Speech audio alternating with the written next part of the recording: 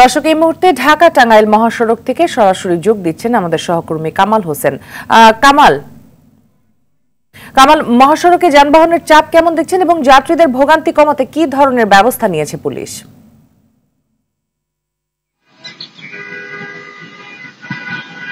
নগদের কাছে সব গ্রাহকই প্রিয়, তাই তো সারা দেশে ক্যাশ আউট চার্জ সবচেয়ে কম।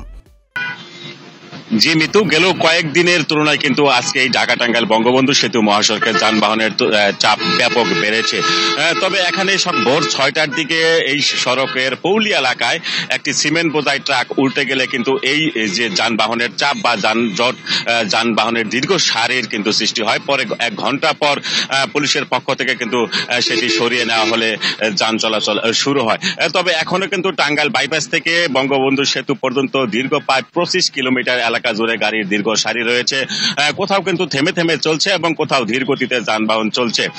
তবে এখানে পুলিশের পক্ষ থেকে যেটি গ্রহণ করা হয়েছে, আমি এখন যেখানে রয়েছি বঙ্গবন্ধু সেতুর যে পূর্ব পার, ঠিক পূর্ব পারেই, তো এখান থেকে কিন্তু যে সমস্ত ঢাকাগামী যানবাহন রয়েছে আমি যদি দেখাই, এখানে কিন্তু সেই যানবাহনগুলো উত্তরাঞ্চল থেকে যে সমস্ত যানবাহন ঢাকার দিকে যাচ্ছে সেই যানবাহনগুলো এই বঙ্গবন্ধু সেতুর পূর্ব পার গোল চত্বর থেকে সেই ভুইয়াপুর হয়ে এলাঙ্গা রিং রোড দিয়ে কিন্তু ঢাকার দিকে পাঠিয়ে দেওয়া হচ্ছে। এছাড়াও ঢাকা থেকে যে সমস্ত যানবাহন উত্তরাঞ্চলের দিকে যাচ্ছে সেই যানবাহনগুলো এলেঙ্গা থেকে কিন্তু সেই একমুখী চলাচল করছে। তবে এখানে আপনারা দেখতে পাচ্ছেন যে এই যে ঢাকা থেকে যে সমস্ত যানবাহন উত্তরাঞ্চলের দিকে যাচ্ছে সেই যানবাহনগুলো কিন্তু দীর্ঘ সারি রয়েছে, কোথাও ধীর গতিতে, কোথাও থেমে থেমে কিন্তু এই যানবাহনগুলো চলছে। তবে পুলিশের পক্ষ থেকে যেটি বলা হচ্ছে যে একটি দুর্ঘটনার কারণে কিন্তু এই দীর্ঘ সারি সৃষ্টি হচ্ছে। আরেকটি প্রতিবন্ধকতা এখানে সৃষ্টি হয়েছে, যেটি যে এই মূলত যে এই দুর্ঘটনার কারণে কিন্তু মূলত এই দীর্ঘ সারি এবং এই যানজটের সৃষ্টি হয়। এছাড়াও যে প্রাইভেট কার, বিশেষ করে আমি যে মহাসড়কে সকাল থেকে রয়েছি দেখেছি যে আপনারা দেখতে পাচ্ছেন যে প্রাইভেট কার, মোটর সাইকেল এবং মাইক্রোবাসের চলাচল কিন্তু বেশি দেখা যাচ্ছে। এছাড়াও সে আগের মতো মানুষ যেভাবে পাচ্ছেন সেই ট্রাকের ছাদে, ট্রাকের উপরে সেই গাদাগাদি করে কিন্তু তারা গন্তব্যে যাচ্ছেন।